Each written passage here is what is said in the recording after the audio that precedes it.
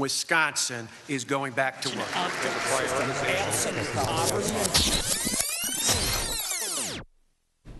I'm Steve Walders.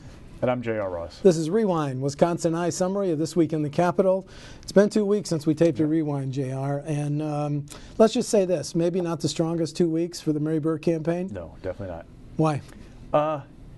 One, the plagiarism issue, or what the passages, whatever verbiage you want to use, it kind of knocked her off message. And the initial reaction from the Burke campaign was not the best. At first we fired the guy, well then no, he was a consultant, that's the wrong way to put it. We severed ties with him.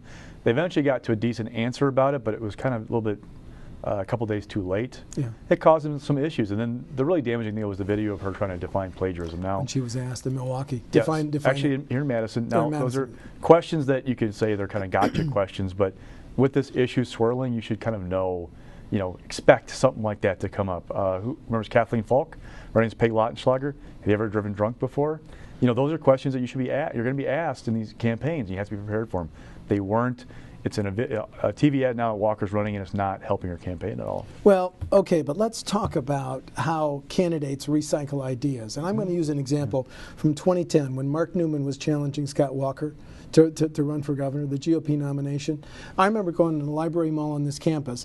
What was one of the biggest items in Mark Newman's plan? Clusters. Let's grow jobs by clusters. Let's have a cluster of agribusiness in Madison. And then clusters is part of Mary Burke's idea. So candidates continually recycle ideas. Well, I mean, the comeback, Wisconsin comeback, there are at least a couple of states that have comeback going on right now in the fall campaign. The brown bag lunch theme in 2010, others had used that before. The problem, though, for Burke is this. That's different using an idea versus using actual passages. I concede that. And the question that I've asked a number of operatives in the last couple of weeks is, okay, you've worked campaigns, I haven't, and I hope you never do. What's your level of responsibility, or what do you have to do to check your consultant's work? Do you have to check word for word? Have you used this before? Has it ever appeared in a line before? And I've talked to consultants, operatives who say, yeah, we get the same questions over and over again, and you look at the question, the answer you've done before, and because you refer to your old work and say, I can't copy that, I've got to rehash it somehow to put it in the candidate's voice. They didn't do that here. Now, should they have caught this? That's tough for me to say as somebody's never run a campaign, but it definitely has come back to hurt them quite badly. Well, let's just do one more point on this. The Charles Franken poll, he did ask a plagiarism question. Charlie Sykes said it's pretty significant, the response. I don't read it that way. Do you? Well, when I say it's hurt her badly, it's more because it's knocked her off message and taken a couple weeks out of her sales. Momentum. But you look at that poll, and it's not breaking through. Now, here's the question, though. The poll went in the field on a Thursday, 2 days after the RGA first began an ad in just Wausau and Green Bay talking about the plagiarism allegations. It also was about less than a week after it first hit the news. Now, we both know you can write 1,000 words a day about an issue in the paper or a website. Until it's on TV, that's when it sinks in. The poll came out of the field on a Sunday before the RGA went up the second ad, and Walker went up with his own ad about plagiarism. Will it now sink in because it's getting heavier play? When I talk to Democrats, they still kind of knock this issue and say, look, it's a nothing. It doesn't mean anything. The problem, though, is to explain why it's a nothing issue takes longer than 30 seconds. That's how long a TV ad is. Yeah.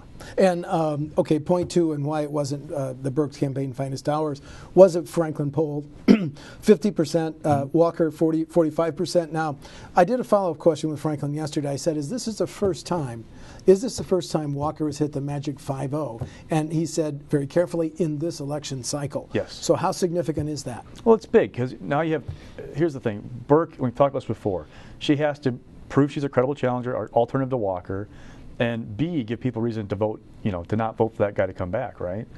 Well, she has two options to do that. One, persuade voters in 2010 and 12 who voted for Walker that they're going to vote against this guy now in 2014. Or she can find Democrats who don't turn out in midterm elections but do in presidential elections and inspire them to come out and vote in November.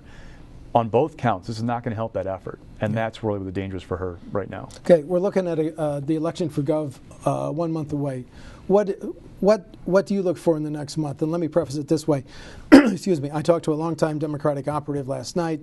He said it's time for the Mary Burke campaign to take a risk. It's the only way they're going to come back. But what do you see in the next month? Well, is there going to be an October surprise? Will we see something new out of budget numbers or John Doe records or what could be out there that might throw them off message. Remember in 2012 in the presidential race, it was Hurricane Sandy. I mean, that caused a pause late in the race, and some people thought it kind of stemmed the momentum that Romney may have had. So there are all kinds of things like that. It could happen, but where's it going to be? Will it be a fumbled moment? Now, the first debate's October 10th, second one the 17th. Friday nights, not very high viewership for those. Yes. It's all about avoiding Which is mistakes. why they're on Friday nights. It's all about avoiding a mistake. Will there be a mistake in one of those debates that could come back to haunt a candidate? We'll see. I mean, it's interesting for Mary Burke is that a guy like Scott Walker, who's been around in politics most of his life, a question like define plagiarism, he could find a way to sidestep that without even batting an eye. Yeah. So if the debates with Mary Burke, how does she respond? Walker, he's done this his entire adult life. He should be fine. This is a real challenge for anybody, not just Mary Burke, who comes to the private sector and runs for the first time for a big office like this, to be smooth, polished, collected in a debate. I don't know if I could do it for an hour, about those kinds of things. That's a real challenge for her. Maybe I do have one more point to bring up in this race. The gender gap. Men for Walker, 28% percentage points, excuse me. 62 to 34? Yeah. Franklin called it astonishing in his presentation on Wednesday. Yep. Why is that? And what's driving that? And does it snap back? I mean, you always get the caution of every poll is you get a bad one every now and then. Is there anything in there that's not quite meshing up? But we'll see. We've got another one coming out in a couple of weeks probably, and no after that. So, but the momentum is clearly on Walker's side right now. Yep, and there was a Hail Mary pass thrown to the U.S. Supreme Court to block the photo ID, but nobody really expects that to happen, do you? Kind of late in the game. I mean, it was late in the game to have the Seventh Circuit lift the stay. Yes. It'd be even later to come back and say no, even with a public awareness campaign starting soon if the joint finance approves the money. It could be a mess theoretically, but people right now expect it to be in place come November. The question is how they deal with it, how they find people who don't have their IDs. Again, that question goes back to, well, okay, the people who don't have their IDs, who actually turns out to vote? Yeah. That's a big question. That's why I found those Franklin numbers on that issue very interesting. 71% were aware of the photo ID law.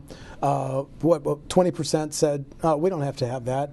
And 8% said, huh? Yeah. So you have 1 in 4 that is not prepared to show a photo ID at the time that Franklin's pollsters asked the question. Yeah, well, I mean, the fear among Democrats is that it's one more thing they have to bring to the polls and remember. And one guy joked to me this week that there are people who turn out in the presidential elections who don't know the election this November for state office. Like, they're not tuned in. So if you're talking about a casual voter who doesn't really watch the news, isn't reading the newspaper, how does he or she know what's going on? It's incumbent upon Democrats to find their supporters, make sure they have the stuff they need, and get them the polls. Republicans are saying, look, the people don't have this or don't know that they need an ID, they're going to have it anyway. I mean, 99.9% in their words will have these IDs anyway. Nothing to worry about. Again, it's back to that 0.01%. Is it a big deal if they don't have their ID? If they come back after the election and show their ID to have their provisional ballot counted?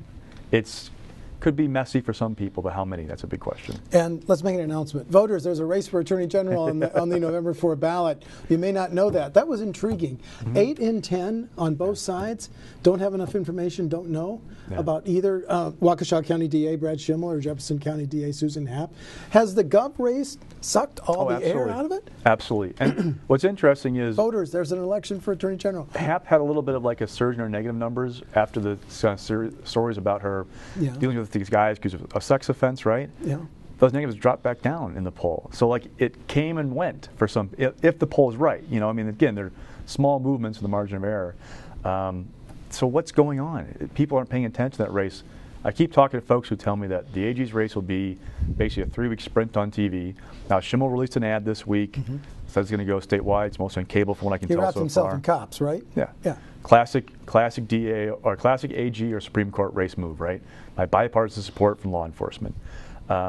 Big sprint on TV, 3 to 4 weeks. Who's got the best ads in the close? I mean, will there be coattails from Governor Walker for Schimmel or Burke for Happ? Will people go to the polls and say, you know what, I'm not sure about Burke, but I need to check on Walker, so I'll vote for it. There are all kinds of scenarios you can imagine, but do people know these folks yet? No. Will they end up knowing them? Maybe. So it's tough to say how it's going to turn out in the last couple of weeks. Well, let me throw in one more thing, and it goes back to the governor's race. Michelle Obama coming back a second time. She was in Milwaukee. She's coming to Madison next week. Why? The base. Madison's already tuned up for her, man. Base. It's all about jazzing up the base, making sure they're engaged. free attention in Madison. I mean, your core constituencies are Madison, Milwaukee, right? You got to reach people who may not be excited, or I think they're already locked up in Dane County. I'm sorry to interrupt you. students. Okay. Another big one, right? Okay. So, and we're the ones who are worried about with voter ID, right? Minorities, poor, students. So Okay. you're going to hit some of those constituencies, those visits. That's probably part of the reason why, at least. That's a good answer. In non-political news, the Walker administration announced today that they had solved a budget problem in the Medicaid, and the Medicaid program will be balanced. I was surprised to learn that Medicaid is now a $4.2 billion, no, I'm sorry, 4.8. $4.8 billion annual program. Now remember, when you say solve, there's a caveat. They got Yes. $51.2 million from drug settlements. Yes. And two, it's a $4.8 billion program, right? Yes. These fluctuations are a blip on the screen. They're a rounding error, if you will. So what's in balance right now could be out of whack in 3 months, because there are ebbs and flows in that program. I mean, people I've talked to who have been are on the budget for a long time will tell you, you could come in one day and be good, and the next day be down $100 million. It's one of those weird things in the budget. But So for the next month, it allows Governor Walker to say, we have solved a potential budget crisis in the MA program. and the Dems will keep saying that structural. You know, so it's a muddied issue right now for voters about where the budget is. But if you look at Franklin's poll, it's not. People don't think it's as good shape as it was back in January. That message has started resonating with people. Yeah, but when Franklin asks who can get things done, Scott Walker and Mary Burke, it's Scott still Walker. Walker has the lead. Okay, time for West Politics stock report, sir. Rising, Scott Walker. I mean, obviously the poll getting to 50%. That's big. You look at these changes. The last couple of polls are all within the margin of error, but they're all gradually moving towards Scott Walker. So what does Burke do to change momentum and prevent her win of opportunity from closing shut on her? That's going to be a huge thing for the next 4 weeks. So he's in good shape right now. Not safe, not a done deal, but he's got to be feeling decent right now. Compared to 3-4 weeks ago, Yeah. much better shape. Yeah. Okay. Mixed. Paul Ryan. I interviewed him yesterday. Why is he mixed? We've all assumed for weeks and months that he's going to have a clear path to be Ways and Means chair, right? Right. All of a sudden, here comes a guy from Texas saying, I'm going to run too. So now, it doesn't mean that Paul Ryan's not going to be chair of Ways and Means or that he's going to have a hard time winning the seat, but it's going to be a difficult position. It could be a difficult race, one. Two, it might force his hand on 2016. He's been telling us to decide next year about running for president, right? Well, if you go into your conference of Republicans and say, I want to be your Ways and Means chair, and they go, okay, wait a second, that's tax policy, that's Social Security. That's a bigger job than How budget. committed are you, Mr. Ryan, to being there for us and not running in Iowa, New Hampshire? So it's not that he's in a bad shape, he just all of a sudden got a little difficulty in front of him. Well, I asked him, how can you be Ways and Means chair, because that is the single most committee chair, and run for president? And he said, we're not allowed to talk about running for Ways and Means while we still have a chair, Mr. Camp. He's being respectful of Mr. Camp, you know, Yes. very much so. And I talked to people about him running for president, and somebody pointed to me yesterday, I don't think Ryan will run. I don't think he knows that yet. So, you know, when I talk to Republicans, they don't feel like Ryan really wants to run for president. He has a family. He talks about spending time with my family, being home in Janesville. That changes a lot. That's running true. for president, you know? He's still a young guy. His aide told me yesterday, we have to be done with this interview by 2:45 because Paul has to pick up his kids from school. And Paul said, yeah, I enjoy being here, pick up my kids from school. That change around for president. Okay. So Falling. Tom Petri. Whoa, yeah. One, back months ago when this whole thing rose up about Oshkosh Corporation, people told me, hey, he went to ask the Ethics Committee to investigate it, and if the committee comes back with an answer that he knows is going to come back, i.e. you're clean, great move. Now all of a sudden the answer isn't what he wanted it to be. So now you have to separate them. You have this board, right, that investigates things. Yes. That board's saying there is probable cause to believe that you broke the rules. Now it's up to the Ethics Committee to say, okay, did he or didn't he? Will it A, run the clock, just say, look, we got 3 months left, this guy runs 35 years, let's just kind of let it gradually drift away, he leaves office in January, no big deal. Or B, I've talked to people, look, there's some strong language in that board's report. They can't just let him off the hook and go out the door. They have to do something, some kind of admonishment. So we'll see, but either way, between kind of being forced in retirement, having an ethical cloud over your head the last few months, your term, it's not the great way to leave office for Tom Petri. A tarnished potential legacy for someone who served in the 6th District for 35 years. Hey, before we sign off, let's dedicate this show to Neil Shively, Milwaukee Sentinel Bureau Chief for 25 years, 1967 through 1992. It was an era without cell phones. It was an era without the internet. He prowled the Capitol, you know, paper sticking out everywhere, just this goofy grin. I worked with him from 1988 till 1992, and he was old school, and the Capitol and the press corps has changed a great deal. Oh yeah, absolutely. So Neil, condolences to your family, and I'm Steve Walders. And I'm J.R. Ross. That's Rewind for October 3rd.